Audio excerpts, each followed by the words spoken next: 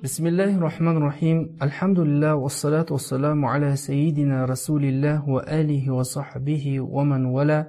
Subhanaka la ilma lana illa ma 'allamtana innaka antal alimul hakim. Wa ba'd. Assalamu alaikum wa rahmatullahi wa barakatuh. Аллаға мақтау, пайғамбарымызға салауаттар болсын. Алла субхану ва таала баршамызды үнемі жақсылық жасайтын, мұқтаж жандарға қол ұшын беретін жандардан еткен болсын. Алла субхану ва таала Құран кәрімде бұлай дейді: "Ва ахсину инналлаха юхиббул мухсинин." Жақсылық істеңдер, расында Алла субхану ва таала жақсылық жасаушыларды жақсы көреді. Яғни Алла субхану ва тааланың сүйікті құлдары болуымыз үшін жақсылық жасауымыз керек. Бірақ кімге, қалай жасаймыз? Ол жерінде Алла субхану ва таала келесі бір аятта бұлай дейді: "Яс'алунака маза юнфиқун, قُلْ مَا أَنْفَقْتُمْ مِنْ خَيْرٍ فَلِلْوَالِدَيْنِ وَالْأَقْرَبِينَ وَالْيَتَامَ وَالْمَسَاكِينَ وَابْنَ السَّبِيلِ." О пайғамбар, олар, яғни сахабалар, сенен қайырға жұмсайтын нәрселер туралы сұрайды. Сендердің қайырдан жұмсағандарың ата-аналарыңа, туған туыстарыңа, жетімдерге, міскіндерге және жолаушыларға болсын дейді. Демек, біз кімге? Ата-аналарға, туған туыстарға, жетімдерге, міскіндерге және жолда қалған жолаушыларға қол ұшымызды беруіміз керек. Бірақ осының ішінде жетім мен жесірлерге жақсылық жасаудың өзіндік бір артықшылығы бар. Жетімдерге жақсылық жасау жөнінде пайғамбарымыз саллаллаху алейхи салам: "Ана ва кафилул ятим фил джанна кахатайн ва шаббак усбаи." Мен және жетімге қамқоршы болған кісілер жәннатта бірге боламыз деп пайғамбарымыз екі саусағын былай көрсетті. Ал жесірлерге жақсылық жасау жөнінде: "Ас-са'i алал армалати вал мискини кал мужахиди фи сабилилlah ау каллади ясуму ан-нахара ва якуму ал-лайла." Жесірлерге, міскіндерге қол ұшын берген, жақсылық жасағандар Алла жолында жорыққа шыққан адаммен тең, немесе күні бойы ораза ұстап түні бойы намаз оқыған адамдармен тең деді. Осы тұста жетім жесірлерге жақсылық жасау жөнінде бір уақиғаны айтып өтіп кетейік. Али радиаллаху анхудың ұрпағынан, әулетінен шыққан бір кісі өзінің отбасымен бір елге қоныстанады. Оның әйелі де Али радиаллаху анхудың ұрпағынан еді. Олардың қыздары бар еді. Олар сол елде кеңшілікте, молшылықта өмір сүрді. Алайда күйеуі қайтыс болғаннан кейін әйелі бала шағасымен кедейлікке тап болып, мұқтаж жандардың біріне айналды. Дұшпанның табалауынан қорыққан әйел бала шағасын алып, келесі бір қалаға көшіп кетті. Күн қатты суық еді. Олар сол елдің тастанды бір мешітіне келіп, паналап, сол жерде орналасады. Бала шағасын ол жерге орналастырып болғаннан кейін өзі азық іздеп сол елдің екі кісісіне жолығады. Бірі мұсылман шейх, екіншісі дәулетті мәжуси кісі еді. Ол көмегін бірінші мұсылман шейхқа келіп сұрайды. Оған өзінің жағдайын түсіндіріп, өзінің Алидің ұрпағы екенін айтып, оларға азық-түлік қажеттілігін жеткізеді.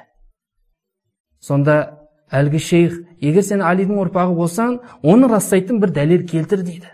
"Әйел, мен бұл елге жаңадан көшіп келген бейтаныс адам болсам, мені кім таниды дейсің" дейді. Дәлел келтіре алмағаннан кейін шейх оған көмек беруден бас тартты. Әйел көмектен үмітін үзгеннен кейін ол жерден қайғырып шығып, мәжусиге келіп өзінің жағдайын түсіндіріп айтады. Мәжуси орнынан тұрып, өзінің әйелдеріне бұл әйелдің мешітте қалып қойған қыздарын алып келуді бұйырады. Оларды алып келгеннен кейін әйелге және оның бала шағасына дәмді тағам беріп, жақсы киімдерді киіндіреді. Сол түні көшеде қалған әйел бала шағасымен молшылықта тоқшылықта үлкен сый құрметке бөленіп өткізеді. Түннің бір уағында әлгі шейх мынандай түс көреді. Түсінде қиямет қайым болған екен. Пайғамбарымыз саллаллаху алейхи саламның қолына ту беріледі. Кенеттен оның жанында күмбезі маржаннан, қылтимасы жақуттан жасалған, жасыл зүбәржаттан құрылған зәулім сарай көрсетіледі. Сонда әлгі кісі, о Алланың елшісі, бұл зәулім сарай кімдікі дегенде, Алла елшісі, бұл сарай Алланы бірлейтін мұсылман кісінікі дейді. О Алланың елшісі, мен Алланы бірлейтін мұсылманмын дегенде, Алланы бірлейтін мұсылман екеніңе дәлел келтір дейді Алланың елшісі.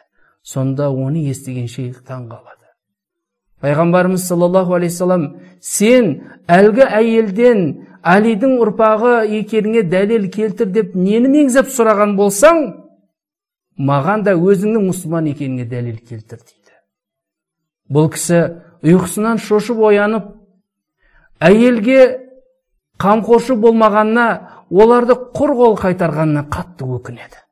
Оларды іздеп қаланы аралап, соңынан мәжусидің үйінде екенінен хабардар болады. Оған бір кісіні жіберіп, мәжусиді шақыртып алып, ол келгенде, маған Әлидің ұрпағынан шыққан әйелді бала жағасын қайтар, оларға қамқоршы болайын дейді.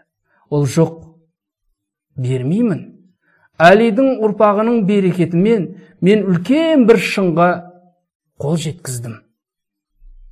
Сонда шейх, мен саған 1000 динар берейін, оларды қайтаршы дейді. Жоқ деп, ол табандап тұрып алады. Шейх, маған қатты қажет болып тұр, оларды бере қойшы дегенде,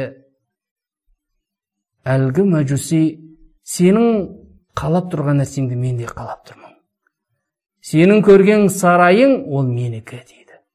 Менің мұсылман екеніме дәлел сұрағың келсе, Аллаға сеп, сол әйелдің себебімен мен де, бала шағам да, отбасым да исламды қабылдадық. Кейін сол түні сен көрген түсті мен де көрдім.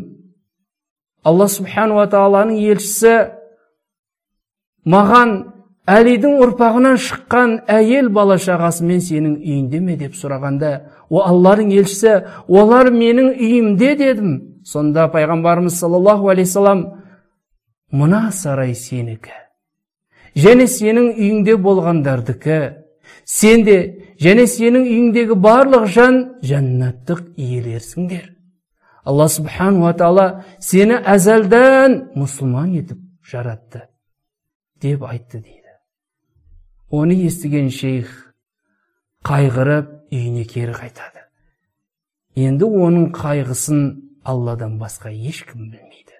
Міне, жетім жесірлерге жақсылық жасаудың артықшылығы әрі нәтижесі неге ұласқанын өзіңіз бағамдап көріңіз. Алла субхану ва таала баршамызды жақсылық жасаушы құлдардан еткен болсын. Вассалаллаху тағала аля хайри халқи Мухаммадин ва аля алихи ва асхабихи аджмаин. Ассаламу алейкум ва рахматуллахи ва баракатух.